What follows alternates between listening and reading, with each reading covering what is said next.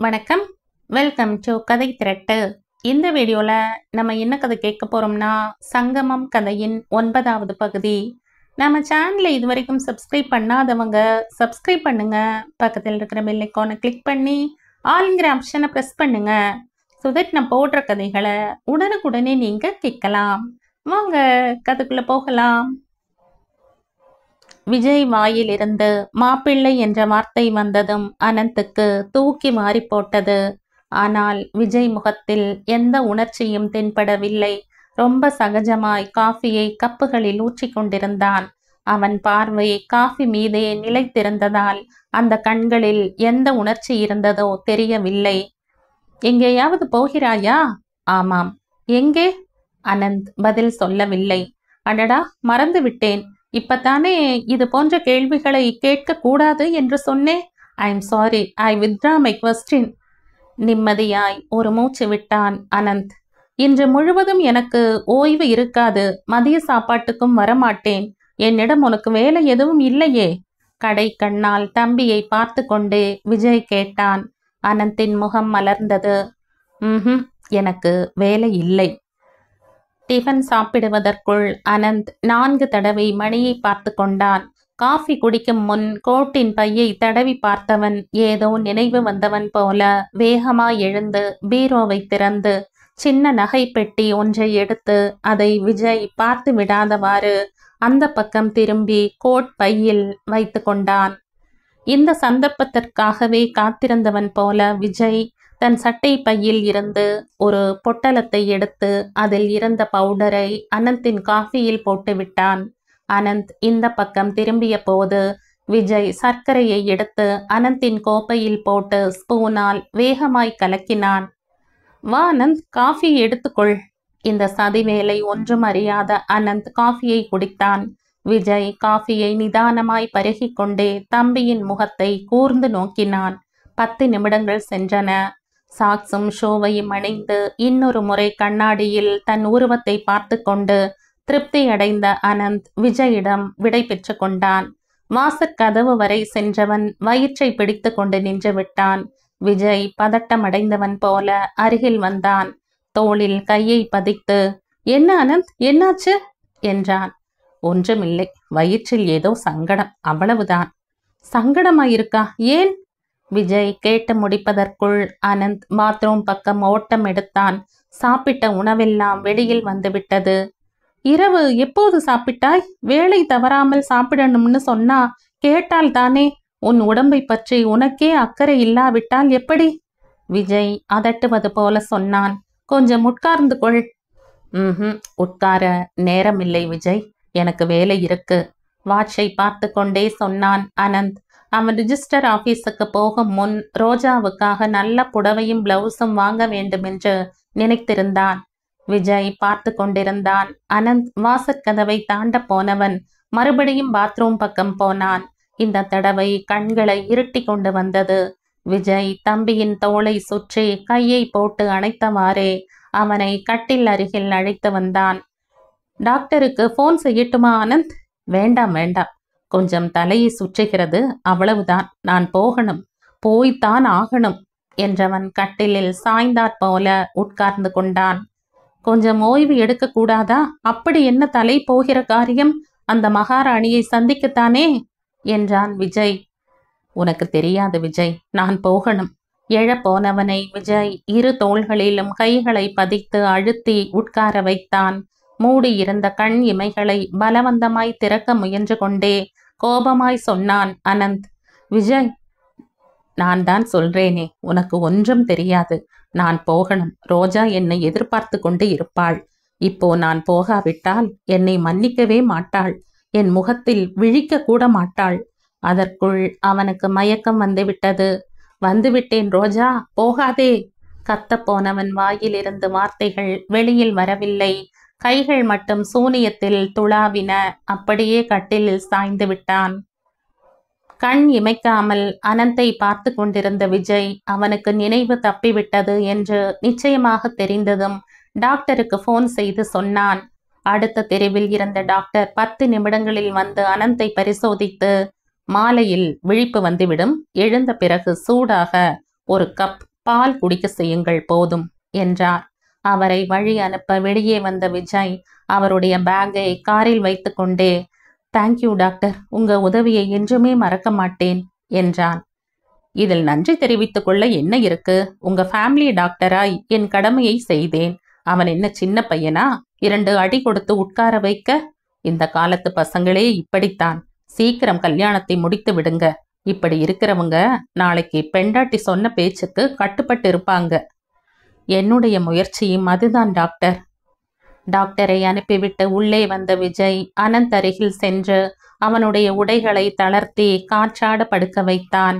ஆழ்ந்து உறங்கிக் கொண்டிருந்த தம்பியின் முகத்தையே பார்த்தான்.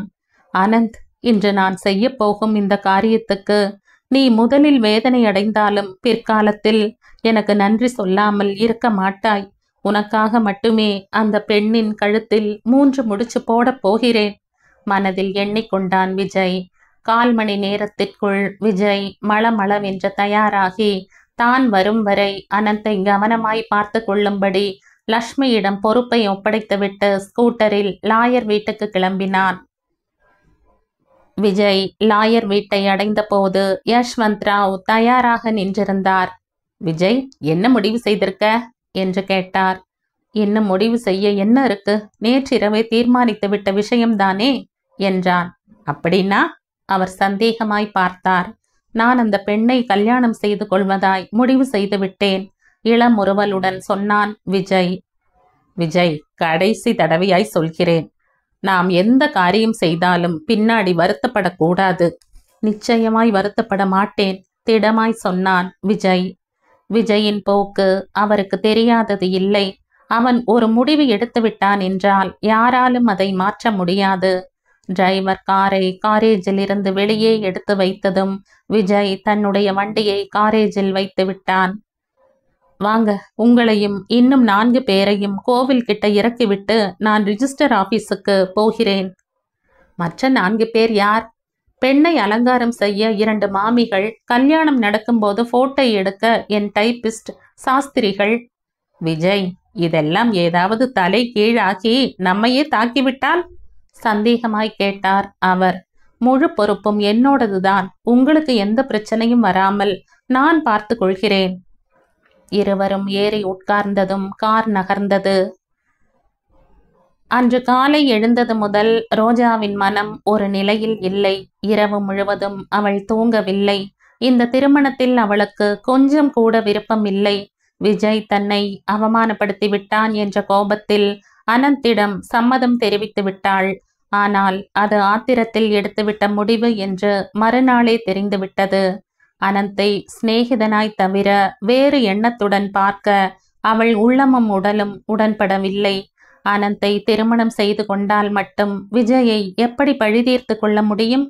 கல்யாணம் முடிந்த பிறகு இனி தான் தலையிடுவது அனாவசியம் என்று விஜய் ஒதுங்கி போய்விட்டால் யார் மீது பழிதீர்த்து கொள்ள முடியும்? விஜய் மீது இருக்கும் கோபத்தில் அனந்தை திருமணம் செய்து கொள்வது முட்டாள்தனமான முடிவு. விஜய் ஒதுங்கி கொண்ட மறு வினாடியில் இருந்து தனக்கும் அனந்துக்கும் சண்டை ஆரம்பமாகிவிடும். எந்த பணத்துக்காக தான் அனந்தை திருமணம் செய்து கொள்ள நினைத்தாளோ அந்த பணம் தம் இருவருக்கும் இடையே பெரிய இடைவெளியை ஏற்படுத்தும். வேண்டவே வேண்டாம், தன்னுடைய கருத்துக்களுடன் ஒத்துப்போக மாட்டான் என்று தெரிந்த பிறகும் அனந்தை கணவனாய் ஏற்றுக்கொள்ள கூடாது. அனந்துக்கு எப்படியாவது புரிய வைக்க வேண்டும். அவன் புரிந்து கொள்ள மறுத்தால்? இல்லை இல்லை, அவன் அடுத்தவரின் கஷ்ட நஷ்டங்களை பற்றியும் யோசிப்பவன். எதற்கும் இருக்கட்டும் என்று தன் மனதில் இருந்த எண்ணங்களை, திருமண வாழ்க்கை பற்றி தனக்கு இருந்த கனவுகளை விவரித்து கோர்வையாய் அனந்தின் மனம் நோகாத விதமாய் கடிதம் எழுதி பேக்கில் வைத்து கொண்டாள். ஒருவேளை அனந்த் கோபத்தில் தான் சொல்ல வந்ததை காது கொடுத்து கேட்காவிட்டால் இந்த கடிதத்தை அவன் கையில் வைத்துவிட்டு வந்துவிடலாம். ரோஜா ரிஜிஸ்டர் ஆபீஸுக்கு வந்தாள். அனந்த் இன்னும் வரவில்லை. அவனும் கடைசி நிமிடத்தில் தயங்கி இருப்பானோ? 1/4 மணி, அரை மணி, 1 மணி நேரமும் தாண்டிவிட்டது. அனந்த் இன்னமும் வரவில்லை. அவன் வராமல் இருந்தது ஒரு விதத்தில் நிம்மதி அளித்தாலும் ஏன் வரவில்லை என்றும் காரணம் என்னவாக இருக்கக்கூடும் என்ற பதட்டமும் ஏற்படத் தொடங்கியது. சாதாரணமாய் வாக்கு தவறுபவன் இல்லையே அனந்த். அதுவும் இன்றைக்கு ஏதோ நடந்திருக்கும். பயமும் பதட்டமும் ஆட்கொள்ள ரோஜாவின் இதயம் வேகமாய் துடிக்கத் தொடங்கியது. ரோஜா முதல் நாள் இரவு சாப்பிடவில்லை, தூங்கவும் இல்லை. அனந்துக்காக இங்கு காத்திருந்ததில் வேறு சோர்வடைந்திருந்த ரோஜாவால் நிற்க கூட முடியவில்லை. சற்று யோசித்தவள் ஒரு முடிவுக்கு வந்தவளாய் ரிஜிஸ்டர் ஆபீஸுக்குள் சென்று அங்கிருந்த குமாஸ்தாவிடம் ஒருவேளை அனந்த் வந்தால் தான் இதுவரை காத்திருந்து சென்று விட்டதாக தெரிவிக்க சொன்னாள். அவரும் சரி என்று தலையசைத்தார். அலுவலகத்தை விட்டு வெளியே வந்து கொண்டிருந்த ரோஜா யாரோ மிடுக்கான நடையுடன் எதிரில் வரவே தலையை உயர்த்தி பார்க்காமலே ஒரு பக்கமாய் நகர்ந்து வழிவிட்டாள். எதிரில் வந்த நபர் ரோஜா எதிர்பார்த்தது போல அவளை தாண்டி போகவில்லை. நின்று எக்ஸ்கியூஸ் மீ என்றான். வேறேதோ நினைவுகளில் மூழ்கியிருந்த ரோஜா அந்த குரலை கேட்டதும் திடுக்கிட்டவளாய் சரேல் என்று தலையை உயர்த்தி பார்த்தாள். எதிரே விஜய் நின்றிருந்தான். ரோஜாவுக்கு உயிரே போல ஆயிற்று. ரோஜாவை பார்த்ததும் அவன் பணிவாய் இரு கரம் கூப்பி வணங்கினான். ரோஜா பதில் வணக்கம் தெரிவிக்கவில்லை. நீங்க அனந்துக்காக காத்திருக்கீங்கன்னு நினைக்கிற என்று ரொம்ப பணிவுடன் கேட்டான் விஜய். ரோஜா பேச்சு இழந்தவளாய் கண் இமைக்கவும் மறந்து நேராக அவனையே பார்த்தாள். விஜய் இங்கே எப்படி வந்தான்? அவனுக்கு எப்படி தெரியும் அனந்த் என்னவானான்? ரோஜாவின் மன ஓட்டத்தை படித்தவன் போல விஜய் பதிலளித்தான். அனந்துக்கு உடல் நலம் சரியாக இல்லை, வர முடியவில்லை என்று சொல்ல சொன்னான். பொய். உண்மைதான் சொல்கிறேன். நான் நம்ப மாட்டேன். ரோஜாவின் கண்களில் தென்பட்ட நம்பிக்கையின்மையை பார்த்ததும் விஜய் உதடுகள் குறும்புத்தனத்தை மறைத்து கொண்டு முறுவலித்தன. அம்முறுவலை பார்த்ததும் பற்றி கொண்டு வந்தது ரோஜாவுக்கு. உங்களுக்கு என் வார்த்தையில் நம்பிக்கை இல்லாவிட்டால் என்னுடன் வாங்க, நீங்களே நேரில் பார்த்து தெரிஞ்சுக்கங்க. தேவையில்லை. முகத்தில் அடிப்பது போல சொன்ன ரோஜா கிளம்ப போனாள். அவளை முன்னே நடக்கவிட்டு பின்னாடியே வந்தான் விஜய். அனந்த் உங்களுடைய உயிர் நண்பன், வருங்கால கணவனும் இல்லையா? அவனுக்கு உடல் நலம் சரியில்லை என்றால் கூட நீங்க பார்ப்பதற்கு வரமாட்டீங்களா? ரோஜா பற்களால் கீழ் உதட்டை அழுத்தி கொண்டாள். சட்டென்று ஏதாவது ரிக்ஷா வந்தால் நன்றாக இருக்கும் என்று அவளுக்கு தோன்றியது. விஜய் ரோஜாவை தாண்டி முன்னால் சென்று கார் கதவை திறந்து கிளம்ப முற்பட்டவன் போல, அப்படின்னா நீங்க வரலீங்கிறீங்க என்றான். விஜயின் குரலும் அவன் சொன்ன தொனியையும் பார்த்தால் உண்மையாகவே அனந்துக்கு உடல் நலம் சரியில்லையோ என்ற பயம் ஏற்பட்டது. ஆனால் இவனை எப்படி நம்புவது? என்ன உடம்பு, போவதா வேண்டாமா என்று மனதில் யோசித்து கொண்டே கேட்டாள். காலரா என்றான். ரோஜா சரேல் என்று நிமிர்ந்து பார்த்தாள். விஜய் தெருப்பக்கம் பார்த்து கொண்டே ரொம்ப நிதானமாய் சொன்னான்.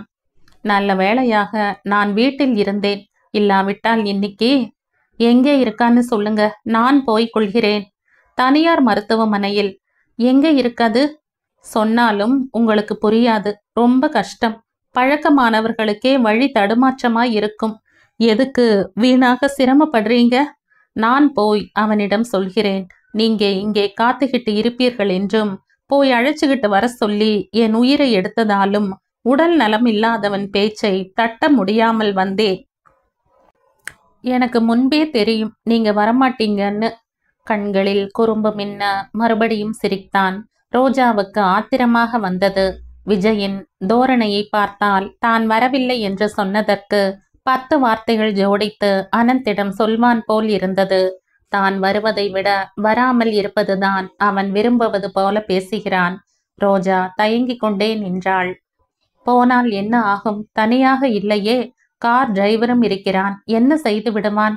ரோஜா தன் இடது கை விரல்களில் நீளமாய் கூர்மையாய் வளர்ந்திருந்த நகங்களையும் விஜயின் முகத்தையும் ஒரு முறை பார்த்து கொண்டாள். நான் கிளம்பட்டுமா? விஜய் கார் கதவின் ஹேண்டிலை திருப்பிக் கொண்டே கேட்டான். ரோஜா குழப்பத்தில் இருந்தாள். தன்னையே நினைத்து கொண்டிருக்கும் அனந்துக்கு இன்று உடல் நலம் சரியில்லாமல் போயிற்று. பாவம் அனந்த். விஜய் காரின் பின் சீற்றில் ஏறி அமர்ந்து கொண்டான். ரோஜா காரை நோக்கி 2 அடிகள் எடுத்து வைத்தாள். அவள் தலையை நிமிர்த்தி பார்க்கவில்லை. பார்த்திருந்தால் விஜய் முகத்தில் மின்னிய வெற்றி பெருமிதத்தை கவனித்திருப்பாள். சந்தேகம் வந்திருக்க கூடும். ஆனால் விதி வேறு விதமாயிருந்தது. ரோஜா கவனிக்கவில்லை. ரோஜா வந்து அமர்ந்து கொண்டதும் விஜய் டோரை லாக் செய்தான். கார் கிளம்பியது. ரோஜா ஒதுங்கி ஓரமாய் உட்கார்ந்து கொண்டாள். இருவருக்கும் இடையே இன்னும் இருவர் உட்காரும் அளவுக்கு இடைவெளி இருந்தது. கார் அம்பு போல வேகமாய் சென்று கொண்டிருந்தது. சாலையில் மக்கள் நடமாட்டமே இல்லை என்று சொல்லலாம். அப்பப்போ ஏதாவது கார் வருவதும் போவதுமாயிருந்தது. திடீரென்று விஜய் சொன்னான், மிஸ் ரோஜா, ஒரு நிமிஷம். ரோஜா தலையை திருப்பி பார்த்தாள். நீங்க எப்படியோ இருக்கீங்க. அனந்துடன் இன்று உங்கள் திருமணம் நடைபெறாததால் உங்களுக்கு மான நஷ்டமோ இல்லை உயிருக்கு கஷ்டமோ ஏற்படும் என்று பயப்படும் நிலைமையில் நீங்கள் இருந்தால். சற்று நிறுத்தினான். அவன் கண்களில் குறும்பு கொப்பளித்தது.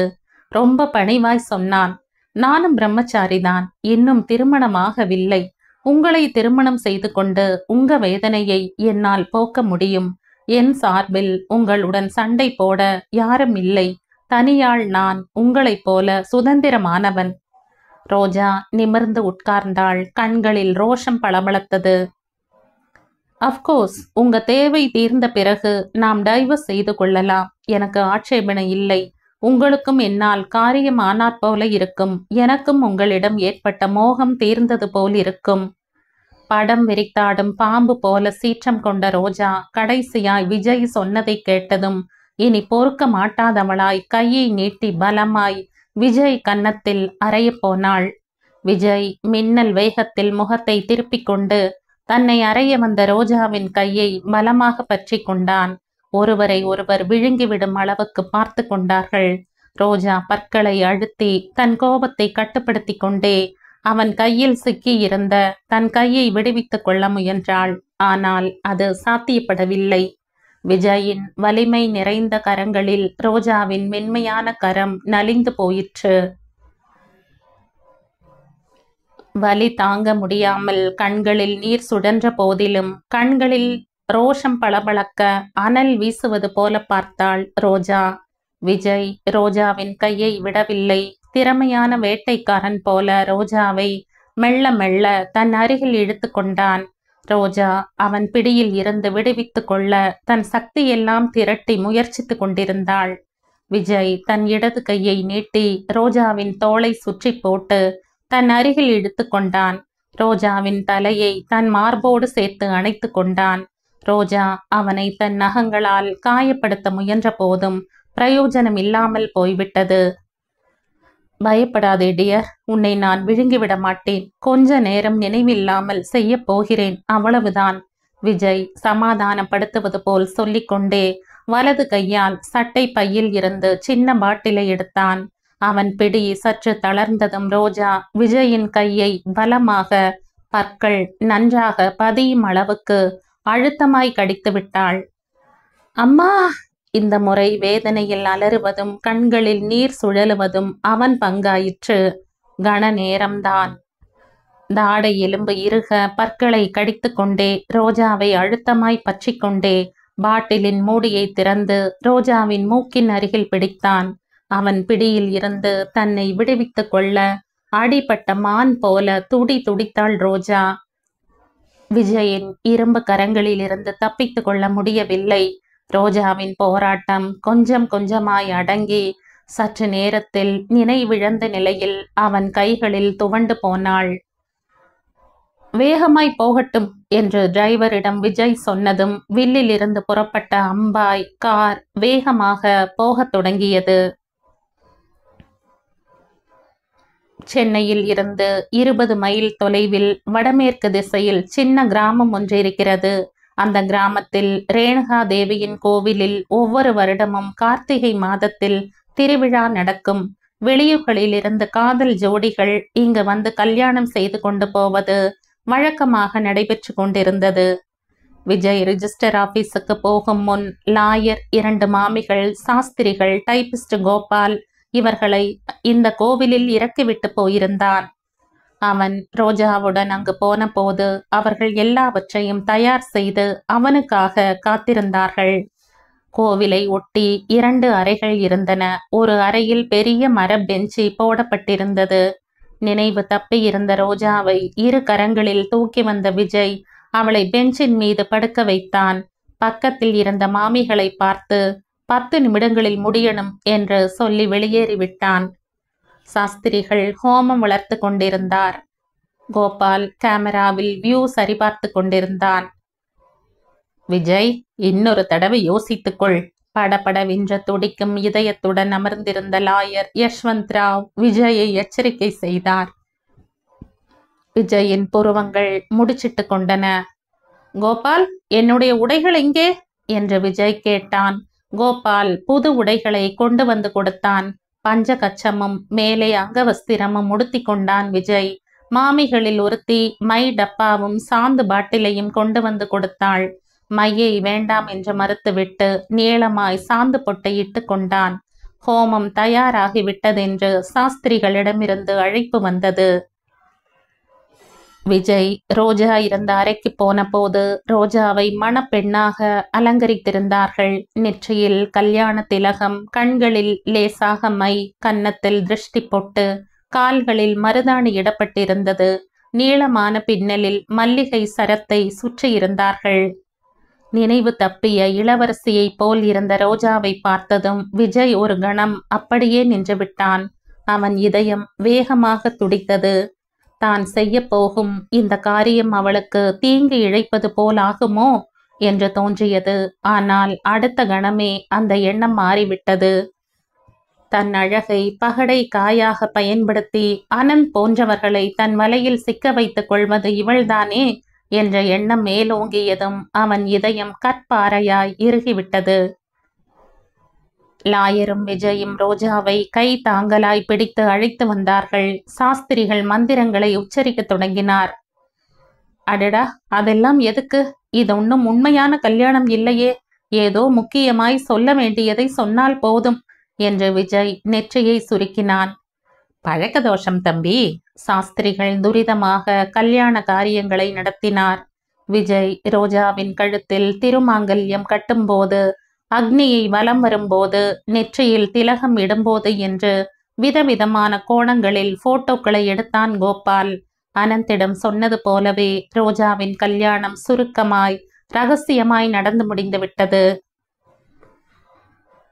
ரோஜாவுக்கு மயக்கமாய் தலை சுற்றுவது போல இருந்தது. கண்களை திறக்க முயற்சித்தாள். ஆனால் முடியவில்லை. தொலைவில் எங்கோ திருமண மந்திரங்கள் ஒலிப்பது கேட்டது. யாருடைய திருமணம்? அனந்துடையதா? தான் அந்த கல்யாணத்துக்கு போயிருந்தாளா? ஏதோ இனிமையான நறுமணம் காற்றில் கலந்திருந்தது. அவளால் நிற்க முடியவில்லை. காற்றில் மிதப்பது போல, சூனியத்தில் இருப்பது போல உடல் லேசாகிவிட்டிருந்தது. கல்யாணம் முடிந்ததும் விஜய் ரோஜாவை 2 கரங்களால் தூக்கி அறையில் பெஞ்ச் மீது படுக்க வைத்தான். பணக்காரர்கள் யாரோ காரில் வந்து இங்கு கல்யாணம் செய்து கொள்ள போவதாய் தெரிந்ததும் அந்த கிராமத்தில் இருந்த கூலி வேலை செய்யும் மக்கள் திரண்டு கோவிலுக்கு வந்துவிட்டார்கள். இந்த மாதிரி சமயங்களில் சாப்பாடோ பணமோ இனாமாய் கிடைப்பது வழக்கம். கூட்டமாய் வந்து நின்ற மக்களை பார்த்ததும் விஜய் திகைத்து போனான். பிறகு ஆளுக்கு 1 ரூபாயை கொடுத்து அனுப்பிவிட்டான். ரோஜாவை இதுபோல் கல்யாணம் செய்து கொண்டது பாவம் என்றால் இப்படி பணத்தை தானம் செய்ததில் அந்த பாவம் நீங்கிவிடும் என்று மனதை சமாதானப்படுத்தி கொண்டான் விஜய். பணத்தை வாங்கி கொண்ட ஜனங்கள் புதுமண தம்பதிகளை வாயார வாழ்த்தி கொண்டே போனார்கள். கடைசியில் நினைச்ச காரியத்தை சாதிச்சு விட்டையே, பலே ஆள்தான் என்றார் வக்கீல். விஜய் அவர் சொன்னதற்கு எந்த விதமான விமர்சனமும் செய்யவில்லை. காதில் விழாதது போல இருந்துவிட்டான். லாயருக்கு யாரையோ சந்திக்க வேண்டி இருந்ததால் உடனே கிளம்பிவிட்டார். அவருடன் கோபாலையும் மற்றவர்களையும் அனுப்பிவிட்டான் விஜய். அவர்களை இறக்கிவிட்டு கார் மறுபடியும் இங்கு வந்துவிடும். அதற்குள் ரோஜாவுக்கு விழிப்பு வந்துவிடும். தான் சொல்ல நினைத்ததை அவளிடம் சொல்லிவிடலாம் என்று எண்ணிக்கொண்டான் விஜய். விஜயையும் ரோஜாவையும் தனிமையில் விட்டுவிட்டு மற்றவர்கள் கிளம்பிவிட்டார்கள். மதியம் 3 மணி அளவில் ரோஜாவுக்கு நினைவு திரும்பியது. கண்களை திறந்து பார்க்கும்போது தொலைவில் வாசற்கதவு அருகில் யாரோ அந்த பக்கமாய் திரும்பி பேப்பரை படித்து கொண்டிருப்பது தெரிந்தது. ஆனால் அந்த நபர் யார் என்று அவளுக்கு சரியாக தெரியவில்லை. காரை பெயர்ந்து இற்று போன மண் சுவர்கள், இந்த அறையில் மர பெஞ்சின் மீது தான் எதற்காக படுத்திருக்கிறோம்? இது கனவா, நினைவா? இந்த புதிய ஆள் யார் என்று புரியாமல் ரோஜாவின் இதயம் பயத்தில் படபடத்தது. நான் வறண்டு போனாற்போல் இருக்கவே பலவீனமான குரலில் தண்ணீர் என்றாள். விஜய் திரும்பி பார்த்தான். படித்து கொண்டிருந்த பேப்பரை மடித்து அங்கு இருந்த நாற்காலியில் வைத்துவிட்டு அறையின் மூலையில் இருந்த பானையில் இருந்த தண்ணீரை டம்ளரில் எடுத்து வந்தான். ரோஜா பயந்து போய் எழுவதற்கு கூட சக்தி இல்லாதவளாய் அவனையே பார்த்தாள். நெற்றியில் கல்யாண திலகத்துடன் விஜய் முகம் வேடிக்கையாய் தென்பட்டது. ரோஜாவின் அருகில் வந்த விஜய் குடி என்றான். ரோஜா திடுக்கிட்டாள். இது கனவு இல்லை, நினைவுதான். எனக்கு எனக்கு என்னாச்சு? கனவுலகில் இருந்து யதார்த்தத்துக்கு வர முயன்று கொண்டே தெளிவற்ற குரலில் கேட்டாள் ரோஜா. உனக்கா? ரோஜாவை கன நேரம் கூர்ந்து பார்த்தவன் மென்மையான குரலில் சொன்னான். ஒண்ணும் ஆகலை, கல்யாணம் நடந்தது, அவ்வளவுதான். அவன் குரலில் கேலியும் கண்களில் குறும்புத்தனமும் போட்டியிட்டன. அவன் சொல்வது ஒன்றுமே புரியாதவள் போல ரோஜா இன்னமும் அப்படியே பார்த்து கொண்டிருந்தாள். என்ன நடந்தது? அனந்தை பார்க்க போய் கொண்டிருந்தாள். இதற்குள் ஏதோ விபத்து நடந்திருக்கு. ரோஜாவுக்கு கொஞ்சம் கொஞ்சமாய் நினைவு வர தொடங்கியது. அனந்த் எங்கே? கிணற்றுக்கடியில் இருந்து வந்தது போல் ரோஜாவின் குரல் பலவீனமாய் ஒலித்தது. இங்கே இல்லை. இங்கே இல்லையா? பின்னே நான் ஏன் இங்கே வந்தேன்? நான் தான் அழிச்சுக்கிட்டு வந்தேன். நீங்களா? ஆமாம். எதற்கு? உன்னை கல்யாணம் செய்து கொள்ள. துப்பாக்கி வெடித்த சத்தம் கேட்டது போல் துள்ளி எழுந்து உட்காரப் போனாள் ரோஜா. ஆனால் முடியவில்லை. உட்கார்ந்ததும் கண்களை இருட்டி கொண்டு வந்தது. கண்களை கையால் அழுத்தி மூடிக்கொண்டாள். அம்மா என்றாள். விஜய் அருகில் வந்து நின்று கொண்டான். முதல்ல இந்த தண்ணீரை குடி, தலை சுற்றல் குறையும். டம்ளரை ரோஜாவின் உதட்டருகில் கொண்டு போனான். ரோஜா மறு பேச்சு பேசாமல், எந்த எதிர்ப்பையும் காண்பிக்காமல் அவன் கொடுத்த தண்ணீரை மளமளவென்று குடித்து விட்டாள். குளிர்ந்த நீர் தொண்டையில் இறங்கியதும் உயிர் வந்தது போல இருந்தது.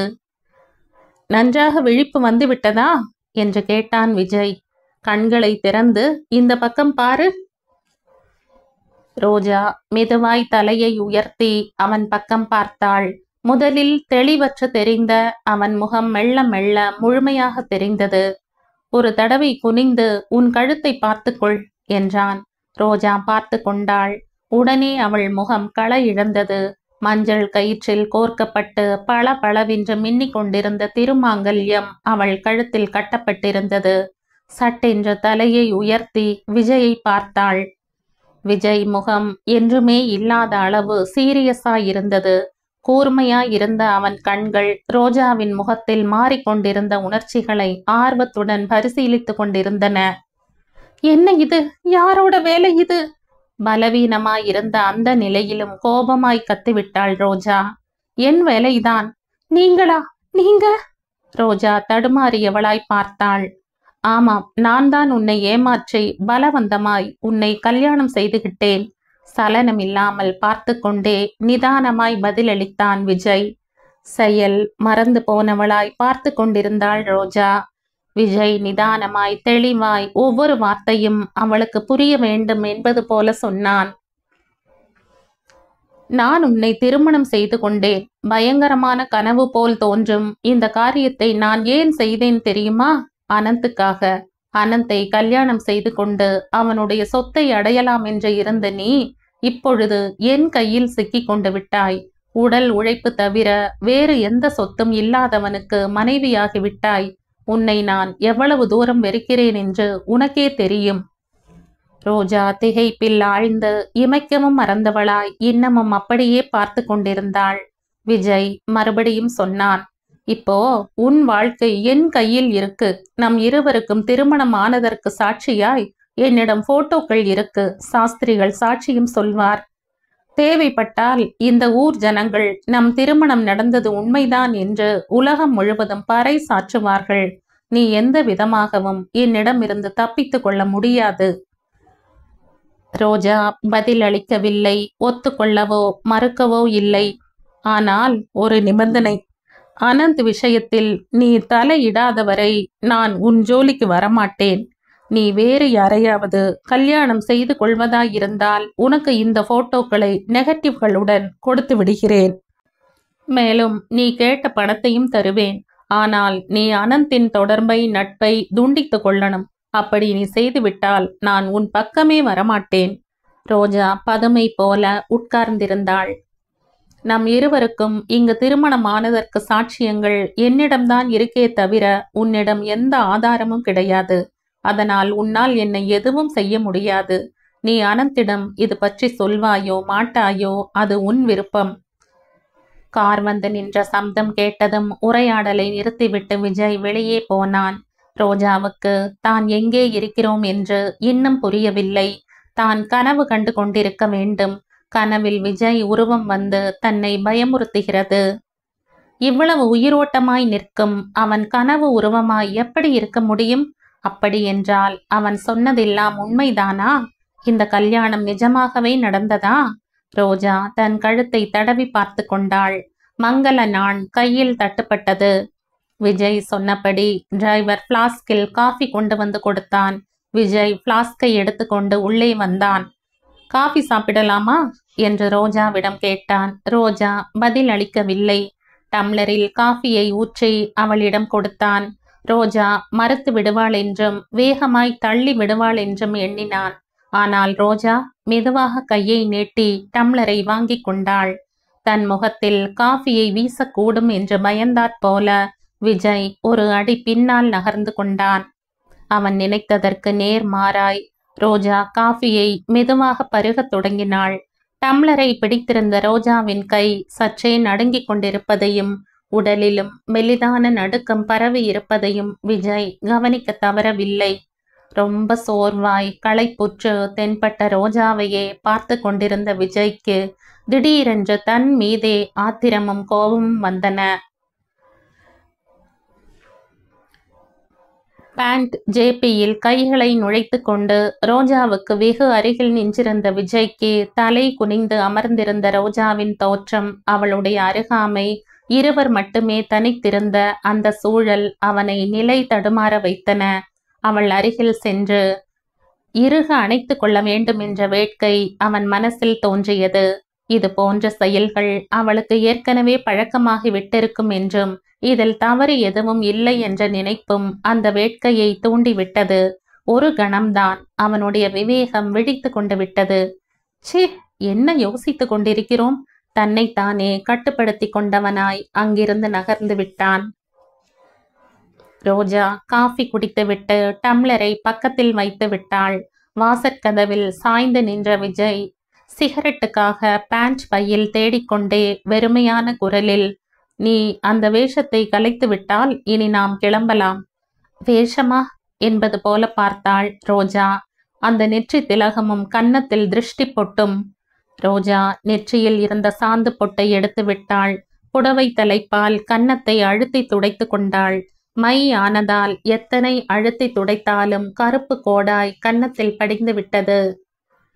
1/4 மணி நேரம் கழித்து இருவரும் கிளம்பினார்கள். கார் வேகமாய் சென்னையை நோக்கி போய்க் கொண்டிருந்தது. காரின் பின் சீற்றில் ஒரு மூலையில் ஒதுங்கி உட்கார்ந்து கொண்டாள் ரோஜா. தலையை குனிந்து இரு கரங்களில் முகத்தை புதைத்து கொண்டாள். காலையில் ரெஜிஸ்டர் ஆபீஸ் வாசலில் விஜய் எதிரில் வந்தது. ரொம்ப பணிவாய் தன்னிடம் பேசியது. அனந்துக்கு உடல் நலமில்லை என்று அவன் சொன்னதை நம்பி தான் அவனுடன் கிளம்பியது. வழியில் அவன் தன்னை அவமதித்து பேச தான் கோபம் கொண்டு அவனை அடிக்க முற்பட்டது. எல்லாவற்றையும் நினைவுக்கு கொண்டு வர முயன்றாள். அவளுக்கு தூக்க கலக்கத்துடன் சோர்வும் சேர்ந்து கொண்டது. கார் நகர எல்லைக்குள் நுழைந்து விட்டது. மாலை நேரம் நெருங்கி கொண்டிருந்ததால் லேசாக இருள் பரவத் தொடங்கிவிட்டது. பெட்டிக்கடை ஒன்றை தாண்டி விட்டதை கவனித்த விஜய் காரை நிறுத்த சொன்னான். அவனிடம் சிகரெட் மதியமே தீர்ந்து விட்டது. டிரைவர் வண்டியை சாலை ஓரமாய் நிறுத்தினான். பணத்தை எடுத்து டிரைவரிடம் கொடுத்தான் விஜய். சிகரெட் பாக்கெட் வாங்கி வாப்பா என்றான். டிரைவர் இறங்கி கடை பக்கம் சென்று விட்டான். ரோஜாவுக்கும் அவனுக்கும் கிடைத்த தனிமை அவனுடைய இளமையை தூண்டிவிட்டது. ஆசைக்கு ஒரு கணம் அடிமையாகிவிட்ட அவன் மனம் இந்த முறை விவேகத்தை லட்சியம் செய்யவில்லை. டிரைவர் சற்று கண் மறைவாய் போனதும் இரு கரங்களையும் நீட்டி ரோஜாவின் தோள்களை பற்றி தன் அருகில் இழுத்து கொண்டான். நினைவுகள் வேறு எங்கேயோ இருக்க சோர்வாய் செயல் மறந்து போன நிலையில் உட்கார்ந்திருந்த ரோஜா திடுக்கிட்டு தலை உயர்த்தி பார்க்கும்போது விஜயின் முகம் அவள் முகத்துக்கு ரொம்ப அருகில் இருந்தது. ரோஜாவின் இடுப்பை சுற்றி கைகளை பிணைத்து இன்னும் அருகில் இழுத்து அணைத்து கொள்ள போன விஜய் ஒரு கணம் அந்த முகத்தை பார்த்தான். அந்த கண்களில் எப்போதும் அவனை தூண்டிவிடும் கோபமோ ரோஷமோ தென்படவில்லை. சோர்வையும் இயலாமையையும் காட்டிய அந்த கண்களை பார்த்ததும் அவன் சாட்டையடிப்பட்டவன் போல நின்று விட்டான். எந்த விதமான போராட்டமோ எதிர்ப்போ தெரிவிக்காமல் மிரண்டு விட்ட சின்ன பெண் போல வாடி போன முகத்துடன் கன்னத்தில் கோடாய் தீற்றியிருந்த மை கரையுடன் திக் பிரம்மையடைந்தவள் போல் பார்த்து கொண்டிருந்த ரோஜாவை பார்த்ததுமே அவனுக்கு இதயத்தை யாரோ கசக்கி பிழிவது போல் வேதனை ஏற்பட்டது. வேட்கை தந்த துணிச்சலில் அவளை அருகில் இழுத்து கொண்ட விஜய் அதை முற்றிலும் மறந்து போனவனாய் மயக்கம் விடுபட்டவனாய் ரோஜாவை மெல்ல விடுவித்தான். விஜய் தன்னை எதற்காக திடீரென்று அருகில் இழுத்து கொண்டான் என்றோ மறுபடியும் உடனே அவனுடைய பிடி தளர்ந்து விட்டது ஏன் என்றோ ரோஜாவுக்கு புரியவில்லை. யோசிக்கும் சக்தியும் இல்லை. மறுபடியும் தன் இடத்துக்கு நகர்ந்து கொள்ளும் திராணி கூட இல்லாதவள் போல அவன் பக்கத்திலேயே அப்படியே பதுமையாய் உட்கார்ந்து விட்டாள். டிரைவர் சிகரெட் பாக்கெட்டுடன் திரும்பினான். கார் நகர வீதிகளில் பயணித்துக் கொண்டிருந்தது. நன்றாக இருட்டி விட்டதால் தெரு விளக்குகள் எரிய தொடங்கிவிட்டன. மார்க்கெட் தெருவை கார் அடைந்த போது விஜய் காரை நிறுத்த சொன்னான். கார் நின்று விட்டது. ஹேண்டில் மீது கையை வைத்து கதவை திறக்க போனவன் ரோஜா பக்கம் திரும்பி சொன்னான், நான் சொன்னது நினைவிருக்கில்லையா? ஆனந்த் வழிக்கு நீ வராத வரை உன் வழியில் நான் குறுக்கிட மாட்டேன் என்றான். அவன் குரலில் அதிகாரமோ கெஞ்சலோ எகத்தாளமோ எதுவும் இல்லை.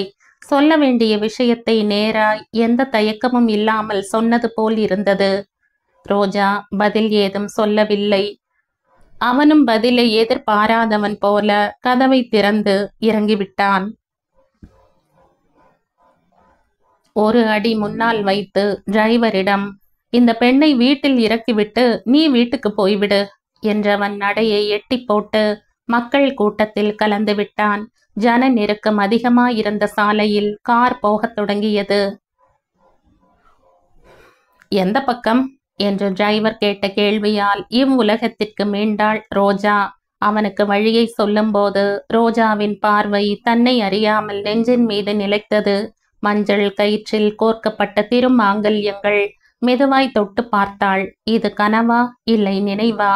விஜய் அதை தன் கழுத்தில் கட்டிவிட்டது நிஜம்தான் என்பது போல் தெரு விளக்கில் இருந்து வந்த வெளிச்சத்தில் அவை பல பளவென்று மின்னிக் கொண்டிருந்தன. இரண்டு இதயங்களை தாம்பத்திய வாழ்க்கையில் பிணைத்து ஒரே பாதையில் சேர்ந்து பயணிக்க வழிவகுக்கும் பவித்திரமான திருமண பந்தம். தன்னை அவமானப்படுத்தும் எண்ணத்தில் விஜய் நியாய அநியாய பாகுபாட்டையும் துறந்து விட்டிருக்கிறான். எத்தனை கடினமான இதயம் படைத்தவன்! திருமணம் தன் வாழ்க்கையில் எஞ்சியிருந்த ஒரே ஒரு இனிமையான கனவு. எந்த இனிய கனவுக்காக அனந்தையும் அவனுடைய சொத்தையும் பொருட்படுத்தவில்லையோ, எந்த கனவுக்காக அனந்தின் மென்மையான இதயம் வேதனைப்படும் என்று தெரிந்திருந்தும் நெஞ்சை கல்லாக்கி கொண்டு அவனுடைய நட்பை கூட இழக்க தயாராயிருந்தாளோ, அந்த கனவை விஜய் பகை தீர்த்து கொள்ளும் உத்தேசத்தில் குரூரமாய் நாசமாக்கிவிட்டான். இந்த நாட்டில் பெண்ணாய் பிறந்தவள் தனக்கு திருமணம் எப்படிப்பட்டதாக இருந்தாலும் தலை குனிந்து அதை ஏற்றுக்கொள்வாள். ஆனால் தனக்கு திருமணமான விஷயம் யாருக்குமே தெரிய போவதில்லை. யாரும் அதை கண்டு கொள்ள மாட்டார்கள். தன் கழுத்தில் 3 முடிச்சு போட்டவன் கூட அதை ஏற்கப் போவதில்லை என்பது எவ்வளவு கொடுமையான உண்மை! ரோஜாவின் கண்களில் நீர் கிர் என்று சுழன்றது. தன் வாழ்க்கையில் மட்டும் இவ்வளவு கோணல்கள் ஏற்படுவானேன்? தான் மற்ற பெண்கள் போல இல்லை என்றும் தனக்கு யாரும் எந்த தீங்கும் இழைக்க முடியாது என்றும் ரோஜா நம்பியிருந்தாள். ஆனால் இன்று நடந்தது என்ன? விஜய் என்ன செய்துவிட்டான்? தன் உயிரை எடுக்கவில்லை, கற்பழிக்கவில்லை.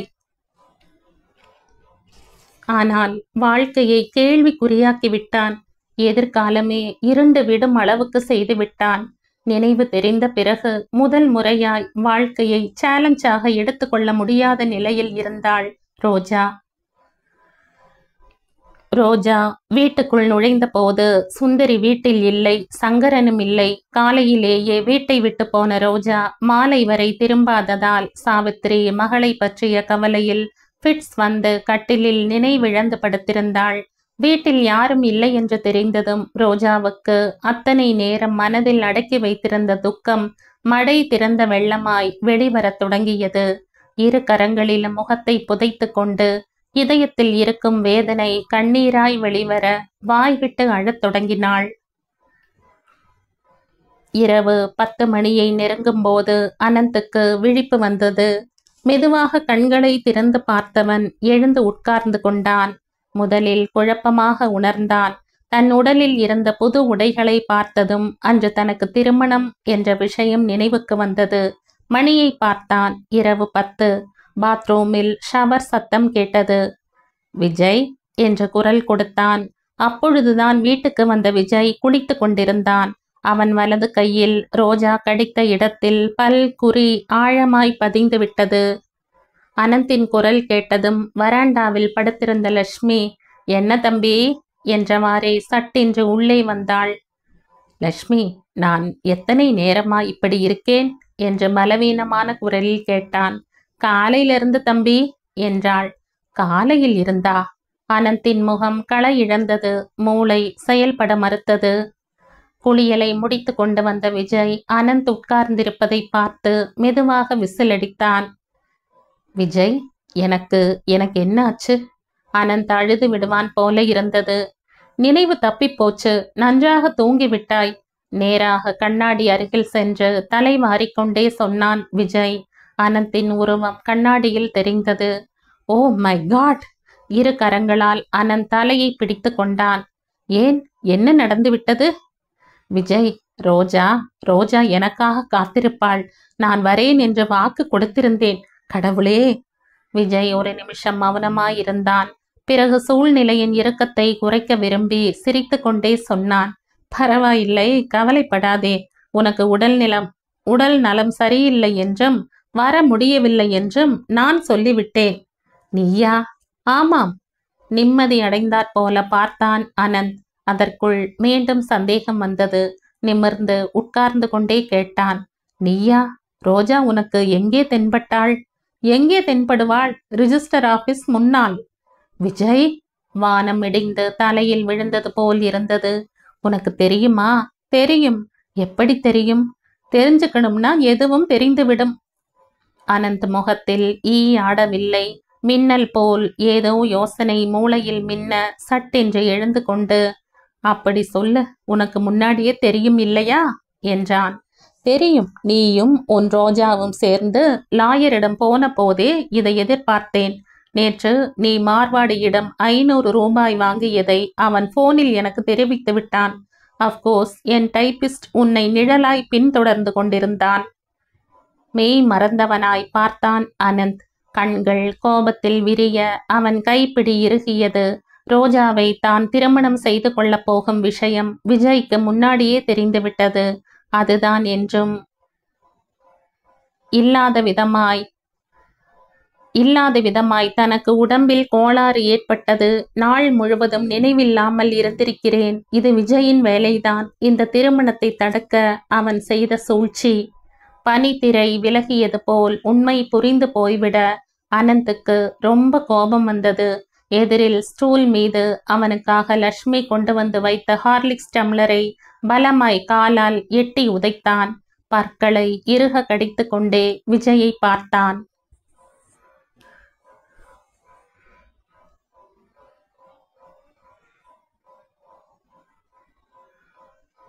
இந்த கதையின் தொடர்ச்சியை அடுத்த பதிவில் கேட்கலாம். நன்றி.